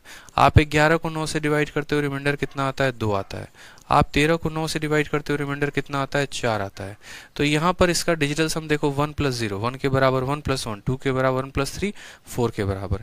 यानी जब भी किसी भी संख्या को आप 9 से भाग करते हैं, जो रिमाइंडर आता है वही उस संख्या का डिजिटल सम होता है। ठीक है, जो रिमाइंडर आता है वही उस संख्या का क्या होता है? रिमाइंडर आता है। यही बात आप यहाँ नोट बना के लिख लीजिए कि जब हम, ठीक है, प्रॉपर तरीके से जब हम, ठीक, किसी भी संख्या में, यही बात यहाँ सीखना था आपको और कुछ नहीं, कि जब हम किसी भी संख्या में 9, ठीक है, 9 से भाग लगाते हैं, 9 से भाग लगाते हैं और जो रिमाइंडर आता है, और जो रिमाइंडर आता है, जो रिमाइंडर आता है वही उस संख्या का डिजिटल सम होता है। वही उस संख्या का क्या होता है? डिजिटल सम होता है। वही उस संख्या का डिजिटल सम होता है। जो भी रिमाइंडर आएगा ना मेरे भाई, जो भी रिमाइंडर आएगा वही उस संख्या का डिजिटल सम कहलाएगा। तो मैंने कहा यार कोई संख्या है जिसको 54 से भाग करने पर रिमाइंडर 7 आ रहा है, तो उसको 9 से भी भाग करने पर रिमाइंडर 7 आएगा। तो बोलोगे हाँ सर, उसको 9 से भी भाग करेंगे तो रिमाइंडर 7 आएगा, यानी उस संख्या का डिजिटल सम कितना होना चाहिए? 7 होना चाहिए। इसका डिजिटल सम 6 + 3 9 है, इसका 9 है, इसका कितना है? तो इसका भी 9 है, और इसका कितना है? 7 है। यानी जो रिमाइंडर होगा वही डिजिटल सम होगा, जो रिमाइंडर होगा वही डिजिटल सम होगा। तो ऑप्शन नंबर जो बी आएगा वो क्या आएगा? करेक्ट आंसर आएगा। सिंपल बात, नो बकवास। ठीक है, समझ में आ गया बात भाई यहाँ पे? कि what is the sum of, इतना कुछ करना ही नहीं था, बेसिक से आज के समय में नहीं करना है कि पहले हम एक संख्या को पता करें, फिर हम देखें कि अच्छा हम उसको 12 से डिवाइड करते हैं, 16 से करते हैं, 54 से करते हैं, तो यहाँ पर जो है रिमाइंडर 7 आएगा, फिर उसके डिविजिबिलिटी को 13 में चेक करें। इतना फुर्सत किसी के पास नहीं है। छोटी छोटी चीज़ों को ध्यान में देना है कि भैया इनसे डिवाइड करने पर रिमाइंडर 7 आना चाहिए, ठीक है, यानी 9 से डिवाइड होने पर भी 7 आना चाहिए, और 9 से डिवाइड होने पर जो रिमाइंडर होता है वही उस संख्या का डिजिटल सम कहलाता है। तो 9 से डिवाइड होने पर रिमाइंडर 7 आ रहा है, यानी संख्या का डिजिटल सम कितना होगा, तो 7 होगा। चलो आ जाओ नेक्स्ट क्वेश्चन देखो, 38 नंबर सवाल, भौकाल बवाल। बिल्कुल, सवाल में क्या बोला है, सेम तरीके से सवाल एक और पूछा गया सीपीओ में, what is the sum of digit of least number which one divided by 15, 18 and 42। अब देखो 15 भी है, 18 भी है और 42 भी है, तो मैं हमेशा 9 को खोजने की कोशिश करता हूं क्योंकि 9 का नियम लगाना आसान होता है। तो हमने कहा जो संख्या 18 से कटेगी और रिमाइंडर कितना देगी, 8 देगी, बस मुझे इतना देखना था कि वो जो भी संख्या होगी ना वो 18 से कटने के बाद रिमाइंडर 8 देने वाली है, यानी वो 9 से भी कटेगा तो रिमाइंडर कितना होगा, 8 होगा। बताओ, ठीक है सर वो संख्या 13 से भी डिवाइड होना चाहिए। भैया मैं मान रहा हूं कि वो संख्या 13 से डिवाइड होना चाहिए, इसमें मैं आपको मना नहीं कर रहा राहुल सिंह कि वो संख्या 13 से डिवाइड होगी या नहीं होगी, एकदम होगी, 200%, 2000% होगी, लेकिन हमें इसमें जाना ही नहीं है, हमें इसको सॉल्व ही नहीं करना है, हमें इस पॉइंट को कैच ही नहीं करना। आप बेसिक से कर लीजिए बैठ के, फुर्सत है आपके पास। तो जैसे बोलिए गया है ना यहाँ पर कि sum of digit of least number, वह सबसे छोटी संख्या जिसको हम 15, 18 और 42 से डिवाइड करें तो रिमाइंडर 8 दे, यानी 9 से भी डिवाइड करने पर रिमाइंडर 8 दे, और 9 से डिवाइड करने पर जितना रिमाइंडर होता है वही उस संख्या का डिजिटल सम कहलाता है। यानी अगर रिमाइंडर 8 है तो उस संख्या का डिजिटल सम भी 8 होगा, इसका डिजिटल सम 7 है तो ये नहीं होगा, इसका डिजिटल सम 4 है तो ये नहीं होगा, इसका डिजिटल सम 8 है, यानी option number D for Devsena ही आंसर होगा। ठीक है, तो वही बात आपसे कहा गया है कि जो भी संख्या होगी, ठीक है, उसको जब हम यहाँ पर 15, 18 या 42 से भाग करेंगे तो रिमाइंडर 8 आएगा, यानी option number D for Devsena है। बाकी फिर भी अगर आप बेसिक से करना चाहते हैं तो आप 1 सेकंड का तरीका ना अपना के अगर आप बेसिक से करना चाहते हैं तो आप बेसिक से कर सकते हैं। सबसे पहली बात आपको कहा गया, देखो क्वेश्चन नंबर 38 का बेसिक बता दे रहे हैं, उसी आधार पर क्वेश्चन नंबर 37 भी आप कर सकते हो, दोनों सेम तरह के सवाल हैं। बोला गया sum of digit of least number, सबसे छोटी संख्या जो 15, 18 और 42 से भाग करने पर रिमाइंडर 8 दे और साथ में वो संख्या 13 से भी डिविजिबल हो। तो सबसे पहले 15, 18 और 42 का क्या निकाल देते हैं, एलसीएम। एलसीएम किसका निकालना पड़ेगा, एक ऐसी संख्या जो 15, 18 और 42 से कट जाए, यानी एलसीएम आएगा 15, 18 और 42 का। तो निकालो भाई मेरे, यहाँ पर कैसे निकालोगे, तो बोलोगे सर देखो यहाँ 15 जो है वो क्या है, तो 15 जो है वो हमारा 3 × 5 है। 18 जो है वो क्या है, तो बोलेंगे सर 3 × ठीक है 18 जो हो गया वो कितना हो गया, 9 × 2, यानी 3 का स्क्वायर × 2 है। और 42 जो हो गया वो 7 × 6 हो गया। 7 को कैसे लिखते हैं, 3 × 2, 6, 6 × 7। अगर हम इनके एलसीएम की बात करें तो यहाँ पर 3 का सबसे बड़ा पावर कितना है, तो 3 स्क्वायर है। 2 का सबसे बड़ा पावर कितना है, तो 2 है, इंटू 5 है और इंटू यहाँ 7 है। 7 × 5 = 35, दूनी 70, 70 × 9, ठीक है, ठीक है 70 × 9, तो बोलेंगे सर 9 × 7 = 63, यानी इनका एलसीएम कितना आएगा, तो 630 आएगा। ठीक है, अब हमसे यहाँ पर कहा गया है कि what is the sum of digit of least number which when divided by इतना एंड इज आल्सो, ठीक है, रिमाइंडर भी 8 देगा और डिविजिबिलिटी भी किससे होगी, तो 13 से। यानी जो भी हमारा संख्या होगा ना, ठीक है, जो भी हमारा संख्या होगा, जो भी हमारा नंबर होगा, वो पता है किस फॉर्मेट में होगा, जो भी हमारा नंबर होगा ना वो 630 का मल्टीपल होगा, 630 का मल्टीपल होगा और उसमें 8 ज्यादा होगा, 630n + 8। ऐसे सवालों में जब भी हमें दिया जाए, ऐसे सवालों में जब भी हमें दिया जाए तो सबसे पहले जो संख्याएं बोली गई होती हैं, सेम रिमाइंडर के केस में जो भी संख्या बोली गई होती है, क्या करते हैं, उनका एलसीएम निकालते हैं। एलसीएम आ गया तो जो हमारा नंबर होता है ना वो इसी के मल्टीपल से 8 ज्यादा होता है। क्यों, क्योंकि उसको हर बार 8 का रिमाइंडर छोड़ना है, हर बार 8 रिमाइंडर बचा के रखना है, यानी इसके मल्टीपल से 8 ज्यादा। बहुत बच्चे क्या करते हैं, 630 में 8 जोड़ के 638 बोल देते हैं। 638 इसीलिए नहीं हो सकता है क्योंकि आपका एग्जामिनर बाद में एक और लाइन ऐड कर दिया और उसने कहा है कि भैया ये जो संख्या होगी वो 13 से भी कटेगी। अब 13 से कटेगी तो यहाँ पर n का मान रखते जाओ और देखते जाओ 13 से किस पे कट रहा है, ठीक है। तो जैसे मानो जब हमने n की वैल्यू को 1 रखा, तो n की वैल्यू को 1 रखा तो 630 प्लस 8 कितना हो गया, यानी 638। क्या 638 आपका 13 से कट रहा है? तो बोलोगे सर 13 का 4 गुना 52। देखो 638 आ गया ना, 638 को 13 से काटा, 13 का 4 गुना 52, 118, और 118 को इसको काट के देखो तो 13 नवा 117 होता है। कटा? तो बोलोगे नहीं सर नहीं कटा है। कटा है मेरे भाई? नहीं कटा है। चलो यहाँ पे उसके बाद n की जगह पर 2 रखा आपने, तो ऐसे n की जगह पर कितना रखोगे? तो सबसे बढ़िया यहाँ पर देखो, इसको डिवाइड करो, 630 को डिवाइड करो। सबसे पहले 630 को डिवाइड करो, किससे डिवाइड करो? बोला गया है 13 से। तो 630 को आप जब 13 से करते हैं तो आपने कहा सर 13 चौके कितना हो गया था? तो 52 हो गया था। यहाँ पर 110, फिर 13, ठीक है, 0 आया था। 13 8 कितना हो गया था? तो 13 का 8 गुना 104 हो गया था। रिमाइंडर कितना आ रहा था? 6 आ रहा था। 630 को किया था ना 13 चौके 52, 110, 6 आया था। यहाँ रिमाइंडर कितना आया था? 6 आया था। ठीक है, जब n की वैल्यू को 1 रख रहे थे तो 6 प्लस 8 यानी 14 हो रहा था, तो वो नहीं कटता। अगर हम n के वैल्यू को यहाँ पर 2 रखते हैं, n को यहाँ 2 रखते हैं, तो 6 का 2 गुना 12, और 12 प्लस 8 20, ये भी नहीं कटेगा। अगर हम यहाँ पर n की वैल्यू को 3 रखते हैं तो 6 का 3 गुना 18 आ जाएगा, और यहाँ से 8 आ जाएगा, 18 8 26। क्या 26 13 से कटता है? तो बोलोगे हाँ सर कटता है। यानी आपको जो है यहाँ पर n की वैल्यू कितनी रखनी है?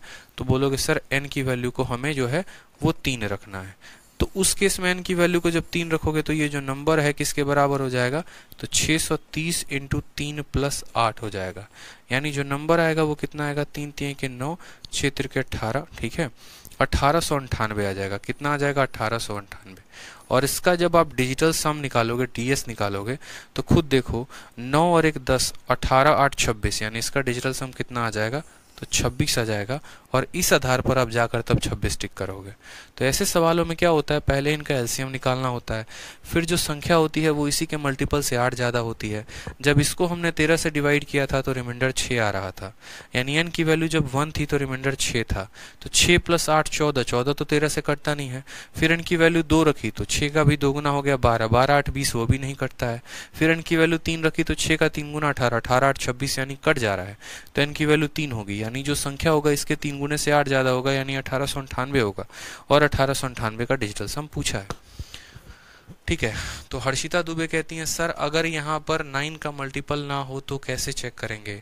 चलिए हर्षिता हम एक और एग्जांपल दे देते हैं कि अगर मान लीजिए कि यहाँ पर ऑप्शन नंबर बी ऐसे ना होकर 17 होता, इसका भी डिजिटल सम 8 आता और इसका भी डिजिटल सम 8 आता, उस केस में कैसे चेक करते हैं? तो उस केस के लिए ही हमने आपको बेसिक बताया है कि जैसे मानिए हमारे 2 ऑप्शन आ जाते हैं जिनमें हमारा 8 और 8 कॉमन मैच कर देता, तो उस केस में हम सवाल को कैसे सॉल्व करते हैं? तो उस केस में सवाल को हम बेसिक से सॉल्व करते हैं इस तरीके से। क्लियर है? 2 ऑप्शंस के डिजिटल सम 8 होते, या फिर 8 का डिविजिबिलिटी 18 का हम चेक ही नहीं कर पाते, तो इसीलिए मैंने आपसे क्या कहा? इसीलिए मैंने आपसे कहा कि आप बेसिक से भी इसको बना सकते हैं। समझ में आ गया बात? यहाँ पे क्वेश्चन नंबर 38 बता दिया, बेसिक से 37 से आप खुद बना लेंगे। क्लियर है? आ जाओ क्वेश्चन नंबर 39। देखो सेम तरीके से, sum of digit of least number which one divided by 15 25 और 27। हर जगह रिमाइंडर कितने का देता है? 9 का। और कंप्लीटली डिविजिबल किससे है? तो 11 से। मैंने कहा देखो 2 तरह के बच्चे होते हैं धरती पे, ठीक है। एक वो होंगे जो इसको बेसिक से बनाने जाएंगे, 15 का 25 का 27 का एलसीएम लेंगे, फिर उसके बाद उसके मल्टीपल से 9 ज़्यादा करेंगे, फिर n की वैल्यू रखकर देखेंगे अच्छा किस पे 11 से कट रहा है, फिर संख्या निकालेंगे। दूसरा वाला बच्चा जो है ना एकदम चील का आंख रखे होगा, बोलेगा यार 9 वाला कहानी खोजो। तो 27 से भाग करने पर रिमाइंडर 9 आता है, ठीक है। 27 से भाग करने पर रिमाइंडर 9 आता है, यानी ऐसा कह सकते हैं 9 से भाग करने पर रिमाइंडर 9 आता है, यानी जो भी रिमाइंडर होगा वही उस संख्या का क्या होगा? डिजिटल सम होगा। तो यहाँ पर देखो तो डिजिटल सम 2 है, यहाँ देखोगे तो डिजिटल सम 9 है, यहाँ देखोगे तो डिजिटल सम 8 है, और यहाँ देखोगे तो डिजिटल सम 10 है। और मैं ये सवाल आपको इसीलिए करवा रहा हूँ ताकि देखो कि ये सवाल प्रीवियस ईयर के हैं, ऐसा नहीं है कि हमने ऑप्शन सेट किया है। ठीक है, हमने ऑप्शन सेट नहीं किया, ये एग्जामिनर के द्वारा दिए गए ऑप्शन है, इसीलिए आप इस पे प्रैक्टिस करके बता सकते हो। तो 9 से डिवाइड करने पर जितना रिमाइंडर आता है वही उस संख्या का डिजिटल सम होता है। तो 9 से डिवाइड करने पर रिमाइंडर 9 आ रहा है, यानी जो भी संख्या होगी उसके अंकों का योग 9 होगा, और ऑप्शन नंबर सी जो है इनके अंकों का योग 9 आ रहा है, इसीलिए जो आंसर होगा वो कितना होगा, ऑप्शन नंबर सी होगा। ठीक है, आ जाइए नेक्स्ट क्वेश्चन देखिए, क्वेश्चन नंबर 40 हमसे क्या बोला है। 40 नंबर सवाल में मेरे भाई हमसे बड़ा प्यारा बोला गया है कि what is the largest 2 digit number which one divided by 6 and 5 leaves remainder 1 in each case.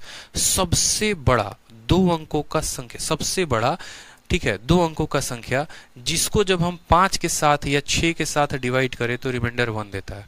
अब देखो, एक तो हो गया इसको बेसिक से करना, ठीक है, और दूसरा हो गया बाई ऑप्शन करना। बाई ऑप्शन कैसे करना यार, 5 से डिवाइड होने पे रिमाइंडर 1 देगा। रिमाइंडर आपको पढ़ाया है कि नहीं पढ़ाया, नंबर सिस्टम पढ़ाया ना, जिन्होंने नहीं पढ़ा जाके रिमाइंडर पढ़ो। बिना रिमाइंडर पढ़े HCF LCM के यहाँ के बाद वाले क्वेश्चन आपसे नहीं बनेंगे। क्वेश्चन नंबर 40 तक तो ठीक है, लेकिन 40 के बाद रिमाइंडर का बहुत बड़ा कंसेप्ट इस्तेमाल होगा। 5 से डिवाइड होने पर रिमाइंडर 1 दे। जो भी संख्या 5 से डिवाइड होती है उसका यूनिट डिजिट या तो 0 होता है और नहीं तो 5 होता है, यानी 0 से अगर 1 ज्यादा होगा तो यूनिट डिजिट हमारा 1 आना चाहिए, या 5 से 1 ज्यादा होगा तो यूनिट डिजिट पर 6 आना चाहिए। देखोगे तो 5 से इसको डिवाइड करोगे तो यहाँ रिमाइंडर 3 आएगा, 5 से इसको डिवाइड करोगे तो रिमाइंडर 2 आएगा, 5 से इनको डिवाइड करोगे तो 1 आएगा, 1 आएगा, यानी ए हो सकता है, सी हो सकता है, ऑप्शन नंबर बी और डी तो होगा ही नहीं। उसके बाद कहा गया 6 से भी डिवाइड करने पर 1 होना चाहिए। जो संख्या 6 से डिवाइड होगी मेरे भाई वो पक्का 3 से। तो देखो यहाँ पे बोलोगे सर 6 से डिवाइड होने पे ये भी 1 दे रहा है, 6 से डिवाइड होने पे ये भी 1 दे रहा है, ठीक है, तो ये भी 6 से डिविजिबल है, ये भी 6 से डिविजिबल है, ये 5 से, देखो 6 से डिवाइड होने पे रिमाइंडर 1, 6 से डिवाइड होने पे रिमाइंडर 1, 5 से डिवाइड होने पे रिमाइंडर 1, 5 से डिवाइड होने पे रिमाइंडर 1। अब ये दोनों सही है, लेकिन दोनों में हम कौन सा आंसर सही मानेंगे, तो लार्जेस्ट 2 डिजिट नंबर बोला है, लार्जेस्ट 2 डिजिट नंबर। इन दोनों में बड़ा कौन है, तो इन दोनों में बड़ा सी है, यानी करेक्ट आंसर क्या होगा, सी होगा। ठीक है, करेक्ट आंसर क्या होगा, तो सी होगा, ऑप्शन नंबर सी। कह भी दो कि एक बार प्यार है। समझ में आ गया बात। तो सबसे बड़ी 2 अंकों की संख्या जो 6 से भी कटती, 5 से भी कटती और रिमाइंडर कितना देती, 1 देती, तो हम बोलते कि भैया यही है। तो ये तो हमने बाई ऑप्शन कर लिया बिना मेथड का। और अगर हम बाई मेथड करते हैं, बाई यहाँ पर मेथड का सहारा लेते हैं, तो ऐसे सवालों में हम क्या करते वो भी देखो। तो ऐसे सवालों के लिए हमें जो है बोलते यार एक ऐसी संख्या जो 6 से भी कट जाए, 5 से भी कट जाए और रिमाइंडर 1 दे, यानी सेम रिमाइंडर का केस। सेम रिमाइंडर वाले केस में क्या होता है, तो हमें जो भी संख्या दी गई होती है उनका एलसीएम लेना होता है, यानी हमें 5,6 का एलसीएम लेना होगा। 5,6 का एलसीएम कितना आएगा, तो 30 आएगा। यानी सेम रिमाइंडर के केस में हमेशा ध्यान रखना जो भी नंबर होंगे वो हमेशा इसी के मल्टीपल से, जितना रिमाइंडर ज्यादा बोलता है उतना होगा। ठीक है, हमेशा सर, हमेशा आप देखेंगे कि सेम रिमाइंडर एक अलग ही केस है। नंबर सिस्टम में 2 तरह के सवाल होते हैं, एक होता है सेम रिमाइंडर का केस और एक होता है डिफरेंट रिमाइंडर का केस, और एक होता है जब यहाँ पर उनका डिफरेंस जो हो वो सेम हो। तो अब तक आप जितने भी सवाल देख रहे हैं ना, सब जगह सेम रिमाइंडर का केस देख रहे हैं। क्वेश्चन नंबर अगर हम 38 से अपने कारवां को शुरू करें और 38 नहीं 37 से देखना शुरू करें, तो ये भी सेम रिमाइंडर का केस है 7। ठीक है, यहाँ पर भी सेम रिमाइंडर का केस है 8, यहाँ पर भी जो है सेम रिमाइंडर कितना है 9 है, फिर उसके बाद यहाँ भी सेम रिमाइंडर कितना है 1 है। तो सेम रिमाइंडर वाले केस में क्या होता है, सेम रिमाइंडर वाले केस में यहाँ पर ये होता है, एक स्पेशल नोट बना के शुरू में ही हम लिख देते हैं जहां से ये सेम रिमाइंडर की कहानी शुरू हुई है। ठीक है, एक हेडिंग डाल के यहाँ पे आप लोगों के लिए स्पेशली सेम रिमाइंडर वाले केस में क्या होगा, एकदम नोट बना के लिखो, सेम रिमाइंडर।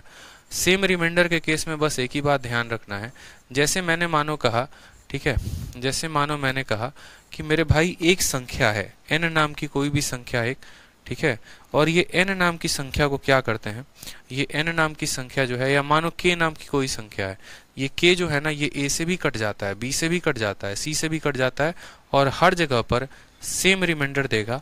और सेम रिमाइंडर कितना देगा, r देगा। हर जगह ये कितना देगा, सेम रिमाइंडर कितना देगा मेरे भाई, तो r देगा।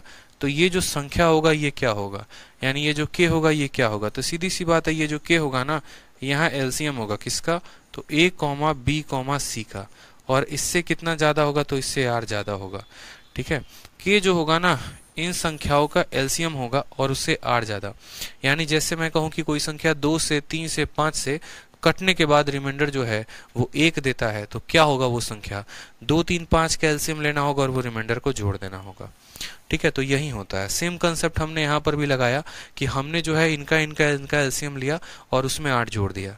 लेकिन जब उस संख्या को कुछ और मल्टीपल बनाना होता है या किसी और के करीब में लेके जाना होता है, जैसे इसको जो है 4 अंकों की सबसे बड़ी संख्या बनानी है, तो हम 630 प्लस 8 638 में गुना नहीं लगाते हैं, हम 630 का मल्टीपल करते हैं और लास्ट में 8 जोड़ देते हैं, क्योंकि रिमाइंडर कभी भी लास्ट में जोड़ा जाता है। बहुत बच्चे क्या करते हैं, 630 में 8 को जोड़ देंगे और 638 का गुना करते रहेंगे, 638 का मल्टीपल ढूंढते रहेंगे, और ये इनकी सबसे बड़ी गलती होती है। ठीक है,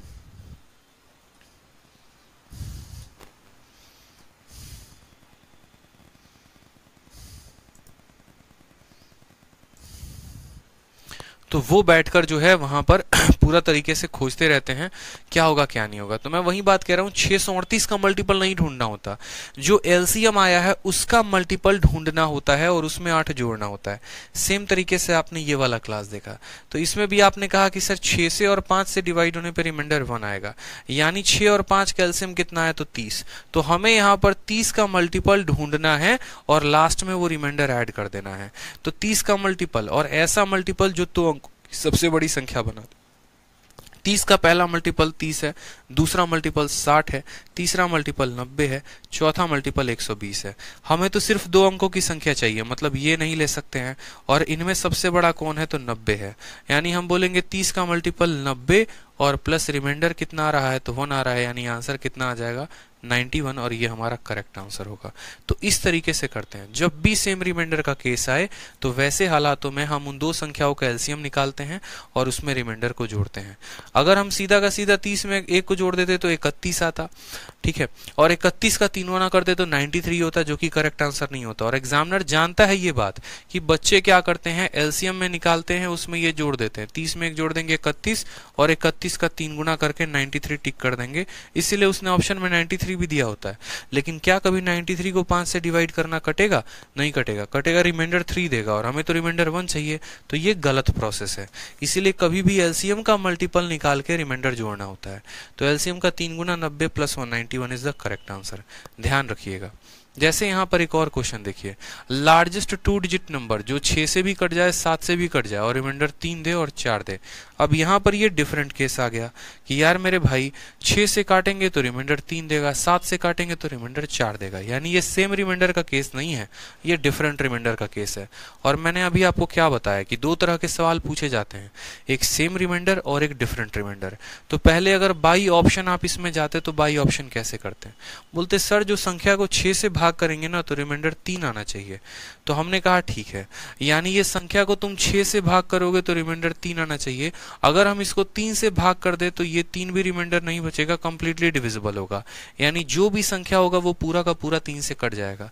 देखो जो संख्या 6 से काटोगे तो रिमाइंडर 3 आएगा, अगर उस संख्या को 3 से ही काट दोगे तो रिमाइंडर कुछ बचेगा ही नहीं, यानी जो ऑप्शन होगा तुम्हारा वो 3 से डिविजिबल होगा। क्या 3 से ये कट रहा है, तो बिल्कुल भी नहीं। 8 + 1 9, ये 3 से कट रहा है। क्या ये 3 से कट रहा है, तो बिल्कुल भी नहीं। 8 4 12, ये 3 से कट रहा है। मतलब यही वो दोनों ऑप्शन है, ठीक है, यही वो दोनों ऑप्शन है, ठीक है, जिनको 3 से डिवाइड करने पर कुछ नहीं। अब इनमें भी देखो तो बोलोगे सर 6 से डिवाइड करने पे रिमाइंडर 3 और 7 से डिवाइड करने पे रिमाइंडर 4। इसको हम 7 से डिवाइड करेंगे तो पूरा का पूरा डिवाइड हो जाएगा, तो रिमाइंडर तो देगा ही नहीं, तो हो ही नहीं सकता। इसको 7 से डिवाइड करके देखो तो बोलोगे सर इसको 7 से डिवाइड करने पर रिमाइंडर 4 आ रहा है, तो ऑप्शन नंबर ए जो होगा वो करेक्ट आंसर होगा। तो 2 तरीके होते हैं, एक होता है आपके पास बेसिक जो अभी हम बताने वाले हैं, और दूसरा होता है बाई ऑप्शन। बाई ऑप्शन में कैसे जाते तो बोलते सर 7 से डिवाइड करने पर रिमाइंडर 4 आना चाहिए।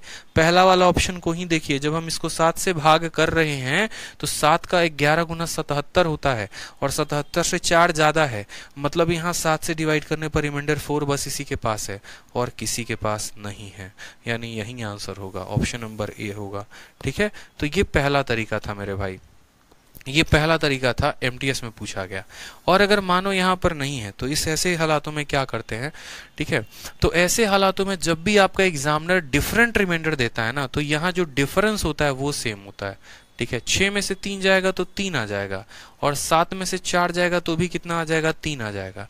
ठीक है, समझ में आ गया बात। तो यहाँ पर जैसे मानो कि यहाँ पर एक आप लिख लो डिफरेंट रिमाइंडर का केस, ठीक है, या व्हेन डिफरेंस इज सेम, ठीक है। जैसे मानो कि यहाँ पर एक ऐसा लिख सकते हैं कि व्हेन ए, क्या बोला गया, largest 2 digit number when divided by इतना की रिमाइंडर इतना, find the number which when divided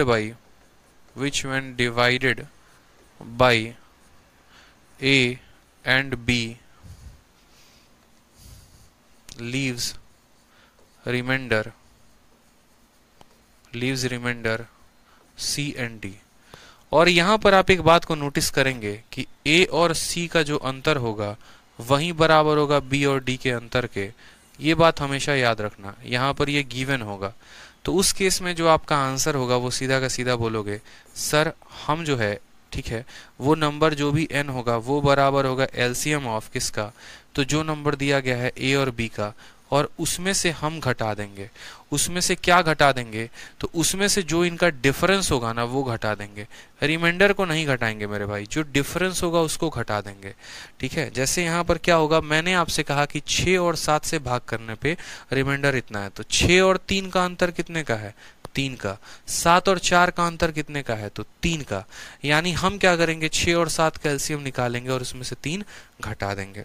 तो यही बात है। तो यहाँ पर हमें स्पेशल नोट बनाकर लिख लेना है कि ये हमारा केस हो गया किसका, तो डिफरेंट रिमाइंडर का, ठीक है, डिफरेंट रिमाइंडर का। और डिफरेंट रिमाइंडर में भी कैसा केस हो गया, तो जब रिमाइंडर अलग अलग आते हैं लेकिन उनका जो डिफरेंस होता है वो सेम होता है, ठीक है। डिफरेंट रिमाइंडर में जो डिफरेंस होगा वो सेम होगा। तो ऐसे सवालों में बाई ऑप्शन तो बता दिया कि क्या सी होगा, बाकी बाई मेथड जाना है तो एलसीएम लेना पड़ेगा। किसका लेना पड़ेगा, तो 6 और 7 का। 6 और 7 का जो एलसीएम आएगा वो 42 आएगा। यानी जो भी हमारा नंबर होगा वो क्या होगा, 42 का मल्टीपल होगा और उसमें से माइनस करेंगे कितना, तो 6 और 3 का अंतर 3 का है और 7 और 4 का भी अंतर 3 का है, यानी इसमें से 3 घटाएंगे। तो 42 से कम 42, हमसे बोला गया largest 2 digit number, largest 2 digit number. तो लार्जेस्ट 2 डिजिट नंबर यानी यहाँ पर क्या बोलोगे, तो n की वैल्यू 2 रखोगे, तो 42 का 2 गुना कितना हो गया। देखो n की वैल्यू अगर 1 रखते हो तो 42 आएगा, n की वैल्यू 2 रखते हो तो 84 आएगा, n की वैल्यू 3 रखोगे तो 126 आएगा। ये नहीं हो सकता है, बहुत बड़ा है, ये नहीं हो सकता है, छोटा है, यानी 84 लेंगे। और 84 में से कितना घटा देंगे, 3, तो आंसर कितना आएगा, 81। तो बाई बेसिक जाना है तो ऐसे करेंगे, और बाई ऑप्शन जाना था तो हमने क्या बता दिया बच्चों, शुरू में ही बता दिया था कि तरीका क्या होगा, ठीक है। तो इस तरीके से थोड़ा सा जो है वो ध्यान रखिए। आ जाइए नेक्स्ट क्वेश्चन देखिए, क्वेश्चन नंबर 42। बोला गया what is the sum of digit of largest 6 digit number जो 3, 4, 5 और 6 से डिविजिबल हो, ठीक है, जो 3 से 4 से 5 से और 6 से डिविजिबल हो, उनका डिजिटल सम कितना होगा। अब मेरे भाई इस सवाल को तो मैं बेसिक से बताऊंगा नहीं, जिन बच्चों को बेसिक से करना है वो क्या करेंगे, 3 का, 4 का, 5 का, 6 का क्या करेंगे, एलसीएम निकाल लेंगे और उसको गुना करके सबसे बड़ा जो है, ठीक है, बैठकर वहां निकालते रहना, कोई दिक्कत की बात नहीं। बाकी जब भी डिजिटल सम का क्वेश्चन आ जाए, जब भी सम ऑफ डिजिट आ जाए, हमेशा 3 का, 6 का या 9 का उपयोग करना, या यूं बोलेंगे तो 3 या 9 का उपयोग करना, ठीक है। 3 एग्जामिनर देगा ही देगा, उसको पता है कि इस सवाल में अगर मैंने 3 नहीं दिया तो मेरा जो है हालत खराब हो जाएगा। तो एग्जामिनर कहता है कि यार सबसे बड़ी 6 अंकों की संख्या क्या होगी जिसको 3 से डिवाइड किया जा सकता है। मेरे भाई जो भी संख्या होगी उसका हमेशा डिजिटल सम 3 का मल्टीपल होगा। जो भी संख्या 3 से डिवाइड होती है, दुनिया की जो भी संख्या, जैसे मानो 3 हो गया, 6 हो गया, 9 हो गया, 12 हो गया, 15 हो गया, 18 हो गया, जितनी भी संख्या है उनको 3 से डिवाइड करते हैं तो इसका डिजिटल सम 3 आएगा, 6 आएगा, 9 आएगा, 3 आएगा, 6 आएगा, 9 आएगा। मतलब जो डिजिटल सम होता है 3, 6, 9 या फिर 0 आता है, यही होता है। 3, 6, 9 आना चाहिए। डिजिटल सम कितना आना चाहिए, 3, 6, 9, 3, 6, 9, 3, 6, 9। दुनिया का कोई भी संख्या जो 3 से डिवाइड होता है उसके डिजिट का सम 3, 6, 9 में से ही कोई एक होता है। तो हमने कहा इसका डिजिट का सम कितना है, तो 9 है। इसका डिजिट का सम कितना है, तो 8, 4, 12, 12 को जोड़ो 3 है। इसका डिजिट सम 3 है और इसका भी डिजिट सम 6 है। यानी ये सवाल में तो देखो डिजिटल सम से तो बनेगा नहीं, ठीक है, बना सकते हैं तो नहीं बना सकते हैं। अब भाई साहब यहाँ पर हम फंस गए। अब यहाँ पर एग्जामिनर ने हमें ऐसा दे दिया, ठीक है, कि यहाँ चारों के चारों ऑप्शन जो है वो हमारे 3 से 4 से 5 से 6 से कटने तो हैं, ठीक है, सम ऑफ डिजिट भी बोला है, ठीक है, कोई परेशानी की बात नहीं, लेकिन सब का डिजिटल सम 3 6 9 है। तो हम यहाँ करेक्ट आंसर कैसे देंगे? तब हमें जब ऐसे हालात हमारे सामने हो जाएंगे कि हमारे ऑप्शंस जो हैं वो सारे के सारे मैच कर रहे हैं, उस केस में हमें बेसिक का सहारा लेना पड़ेगा। फिर हमें इस सवाल को बेसिक से बनाना पड़ेगा जब आपका ऑप्शन फेल कर जाएगा। तो बेसिक से बनाएंगे तो कैसे बनाएंगे? Sum of digit of largest 6 digit number, सबसे बड़ा 6 अंकों का संख्या जो 3 4 5 6 से कटे, तो उस केस में हमें बेसिक लेना पड़ेगा। और बेसिक लेना पड़ेगा तो बोलना पड़ेगा सर एलसीएम 3 4 5 और 6 का देखिए, तो 3 और 6 का जो एलसीएम आएगा वो तो 6 ही होगा, ठीक है, और 4 और 6 का होगा 12, 12 और 5 का कितना हो जाएगा? तो 60 हो जाएगा, यानी इनका एलसीएम कितना हो जाएगा? तो 60 हो जाएगा, ठीक है मेरे भाई। 3 4 और 6 का एलसीएम 12 होता है, 12 और 5 का एलसीएम कितना हो जाएगा? तो 60 हो जाएगा। यानी हमें यहाँ पर sum of digit of largest 6 digit number, अब जो लार्जेस्ट 6 अंकों की संख्या होती है कितना होता है? 9 9 9 9 9 9, ये सबसे बड़ी 6 अंकों की संख्या है। इसको आप 60 के साथ भाग करिए, तो 60 के साथ आप भाग करेंगे तो बोलेंगे सर 60 एकम 60 हो गया। देखते चलो, रिमाइंडर कितना आ गया? 39। फिर यहाँ 99 आ गया। फिर यहाँ बोलेंगे कि सर इसका जो है 6 गुना 36 होता है, इसको 6 करो, तो बोलोगे सर 360 आ गया। फिर वापस से रिमाइंडर कितना आ गया? 39। फिर वापस से ऊपर उतारोगे, फिर यहाँ पर करोगे तो बोलोगे सर 360 आ गया। फिर कितना आ जाएगा? तो 39, ठीक है। ऐसे ही करते जाओगे लास्ट में, तो आपका रिमाइंडर कितना लास्ट में बचेगा? 39। यानी जो हमारा नंबर होगा ना, उस नंबर में से अगर हम इस 39 को घटा देंगे तो जो भी संख्या बचेगा वो 3 4 5 6 से डिविजिबल होगा, ठीक है। तो हमने कहा इस संख्या में से 39 को घटा दो। इस संख्या में से 39 को घटाओगे तो बोलोगे सर 9 आएगा, 9 आएगा, 9 आएगा, 9 आएगा। 99 में से 39 को घटाएंगे तो कितना आ जाएगा? 60 आ जाएगा। ये सर आ जाएगा हमारा यहाँ पे। कोई परेशानी की बात है तो बोलोगे नहीं सर, ठीक है, कोई परेशानी की बात है तो बोलोगे नहीं सर। बेसिक से जाते तो क्या बोलते?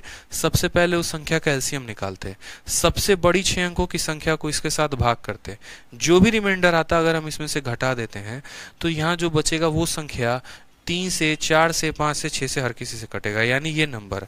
और इस नंबर का डिजिटल सम पूछा है, तो 1 2 3 4 9 चौके 36, 36 और 6 कितना होगा? 42, यानी option number D for Devsena. इनको जोड़ो, कितना आ रहा है? 42 आ रहा है। तो कितना आ जाएगा? डी फॉर देवसेना जो होगा वो क्या होगा? करेक्ट आंसर होगा। तो 42 वाले का आंसर कितना होगा? 42 होगा, और ये हमारा क्या है? करेक्ट आंसर है, ठीक है भाई। चलो नेक्स्ट क्वेश्चन देखो, यहाँ पे नेक्स्ट क्वेश्चन देखो, नेक्स्ट क्वेश्चन क्या कहता है।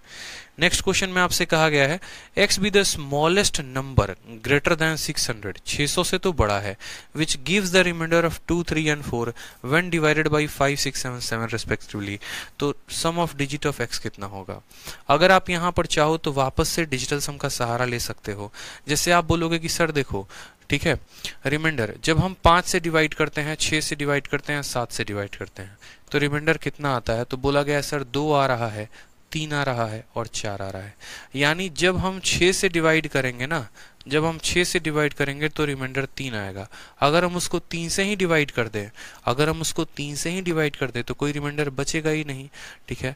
और जो भी संख्या को 6 से डिवाइड करने पर रिमाइंडर 3 आएगा, यानी 3 से डिवाइड करने पर कोई भी रिमाइंडर नहीं आएगा। और जब कोई संख्या 3 से डिवाइड हो जाती है तो उसका डिजिटल सम या तो 3 6 या 9 होता है। इसका डिजिटल सम ये 3 से कट रहा है, नहीं कट रहा है, 3 से कट रहा है, नहीं कट रहा है, ये 3 से कट रहा है, नहीं कट रहा। ऑप्शन नंबर बी आंसर होगा। मात्र 1 सेकंड में देख सकते हैं।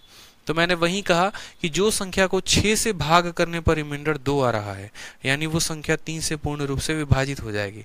और 3 से पूर्ण रूप से विभाजित होने का मतलब ऑप्शन नंबर बी जो है वो 3 से पूर्ण रूप से विभाजित हो जाएगा। इसका डिजिटल सम 3 है। तो बाई ऑप्शन चलेगा। यहाँ पर क्वेश्चन नंबर बी में कोई दिक्कत है तो बोलेंगे नहीं सर, कोई परेशानी की बात नहीं है। अगर बाई ऑप्शन नहीं जाना था, बाई मेथड जाना था, तो बाई मेथड आप इस सवाल को कैसे करते? तो बोलते कि सर देखो, बाई मेथड हम बता देते हैं कि बाई मेथड कैसे किया जाता है। सवाल में आपसे कहा गया है कि x जो है स्मॉलेस्ट नंबर है ग्रेटर देन 600, 600 से तो कम से कम बड़ा है, ठीक है। कहा गया रिमाइंडर देता है 2 का, 3 का और 4 का। आपने कहा सर देखो नंबर कितना है 5, 6 और 7 और रिमाइंडर कितना दे रहा है तो 2, 3 और 4। मैंने आपसे कहा था कि आपके नंबर्स ऐसे होंगे, आपके रिमाइंडर ऐसे होंगे। और अभी मैंने कहा था 2 तरह के केस होते हैं, एक सेम रिमाइंडर का केस होता है, एक डिफरेंट रिमाइंडर का केस होता है। सेम रिमाइंडर के केस में एलसीएम निकालकर रिमाइंडर को जोड़ देते हैं और डिफरेंट रिमाइंडर के केस में एलसीएम निकालकर उस संख्या और उस रिमाइंडर का जो अंतर आता है उसको घटा देते हैं। जैसे यहाँ पर अंतर देखोगे तो 5 और 2 का अंतर 3 का है, 6 और 3 का अंतर 3 का है, 7 और 4 का अंतर 3 का है। तो दोबारा से अगर हम आपको बेसिक में लेके चलें तो पहला मैंने बताया था सेम रिमाइंडर का केस, और सेम रिमाइंडर के केस में मैंने क्या बताया, एलसीएम निकालना, जो रिमाइंडर आता है उसको जोड़ देना। लिख लो, माथे पे गुदवा लो, एकदम लिख लो कि भैया सर ये बताए थे और इसको नोट कर लेना। सेम रिमाइंडर के केस में हम जो है एलसीएम निकालकर रिमाइंडर को जोड़ देते हैं, ठीक है, एलसीएम निकालकर रिमाइंडर को जोड़ देते हैं, कोई समस्या की बात यहाँ पे। और डिफरेंट रिमाइंडर के केस में, और स्पेशली डिफरेंट रिमाइंडर तब जब यहाँ पर जो डिफरेंस है वो डिफरेंस हमारा सेम हो, जब डिफरेंस है वो डिफरेंस हमारा सेम हो। कैसे डिफरेंस को सेम करने की बात कही गई है, तो ऐसे कि उस संख्या उसका रिमाइंडर, उस संख्या और उसका रिमाइंडर जो ये डिफरेंस है वो सेम हो, तो उस केस में क्या करते हैं, एलसीएम निकालकर उस डिफरेंस को घटा देते हैं। सेम रिमाइंडर में क्या करते हैं, एलसीएम में रिमाइंडर को जोड़ देते हैं। और डिफरेंट रिमाइंडर के केस में क्या करते हैं, एलसीएम में से उस संख्या और उसके रिमाइंडर के डिफरेंस को घटा देते हैं। तो सेम बात यहां पर कहा गया है। आप अगर गौर से देखेंगे तो देखिए नंबर अलग अलग हैं, रिमाइंडर भी अलग अलग हैं, लेकिन इनका डिफरेंस सेम है। तो हम क्या करेंगे, एलसीएम निकालेंगे और ऐसा नंबर होगा जो 600 के मल्टीपल से 600 से ज्यादा होगा, उसमें से हम 3 घटा देंगे। तो हमने कहा ठीक है भाई साहब, यहाँ पे एलसीएम निकालते हैं जरा। किसका एलसीएम निकालेंगे, तो बोलेंगे सर 2, 3 देखो 5, 6 और 7 का, 5, 6 और 7 का। अब देखोगे तो सारे के सारे आपस में कोप्राइम नजर आ रहे हैं, यानी 6 पचे 30 और 30 इंटू 7 आ जाएगा आपका 210।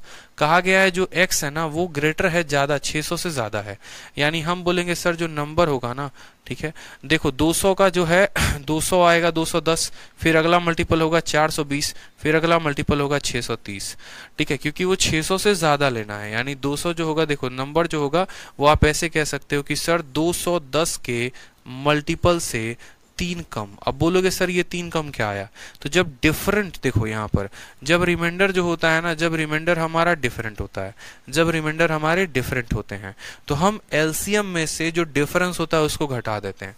तो एलसीएम के मल्टीपल से डिफरेंस घटाओ, एन की वैल्यू अगर 3 से कम रखोगे, ठीक है, तो वो संख्या 600 से कम होगी, तो एन की वैल्यू 3 रखनी पड़ेगी ताकि ये कितना है तो 630 आए, और उसमें से कितना घटाना पड़ेगा 3। ये 3 असल नहीं घटा रहे हो आप, यहाँ डिफरेंस घटा रहे हो। और डिफरेंस का मायने क्या होता है, डिफरेंस का मायने जैसे 5 में से 2 हो गया, या फिर आप कह सकते हो 6 में से 3 हो गया, या फिर आप कह सकते हो 7 में से 4, कोई भी डिफरेंस हो गया। यानी हमने इसमें से 3 घटाया तो कितना आ गया 627, और 627 को जब जोड़ा तो 6 2 8, 8 और 7 कितना आ गया 15 आ गया, इसीलिए हमारा आंसर कितना होगा 15। तो एक तो हम शुरू में बेसिक से बाई ऑप्शन बता सकते थे कि जो संख्या 6 से कटेगी और रिमाइंडर 3 देगी, यानी वो संख्या पूर्ण रूप से 3 से कट जाएगी, और 3 से कटने वाली इसमें एक ही संख्या थी, ऑप्शन नंबर बी वही आंसर होता। ठीक है, तो इस तरीके से हम दोनों तरीके से आंसर करते हैं। सेम आ जाओ क्वेश्चन नंबर 44 में। 44 नंबर में बोला गया है कि x इस स्मॉलेस्ट नंबर है, ठीक है, जो 5, 6, 8, 9 और 12 से कटेगी, और हर केस में रिमाइंडर कितना देगा 1 देगा, ठीक है। लेकिन अगर हम x को डिवाइड करते हैं 13 के साथ, तो what will be the remainder जब हम x को डिवाइड करेंगे किसके साथ, 31 के साथ। बड़ा शानदार क्वेश्चन है। क्वेश्चन नंबर 44 से आगे हम लोग कल बनाएंगे, ठीक है, क्वेश्चन नंबर 44 से आगे हम लोग कल बनाएंगे। अच्छे अच्छे सवाल हैं, बढ़िया बढ़िया सवाल है, मज़ा आ जाएगा आपको, ठीक है। 44 से 68 तक हमें जाना है, मुश्किल से 1 से 2 क्लासेस लगेंगे और हम इसको ख़त्म कर पाएंगे, और फिर इसके बाद जो टॉपिक हैं हम उन्हें कवर अप करेंगे, ठीक है। तो देखो दोनों मेथड हम आपको बता रहे हैं क्योंकि आपके प्री और मेंस के लिए दोनों इंपॉर्टेंट है। तो जो बेसिक है उसको भी सीख लो, और जो ऑप्शन मेथड है उसको भी सीख लो, ताकि पेपर में तहलका मचा सको, ठीक है भाई। तो मन लगाकर पढ़ाई करो। ऑल द बेस्ट सभी को, खुश रहो, मस्त रहो, love you all, take care, bye.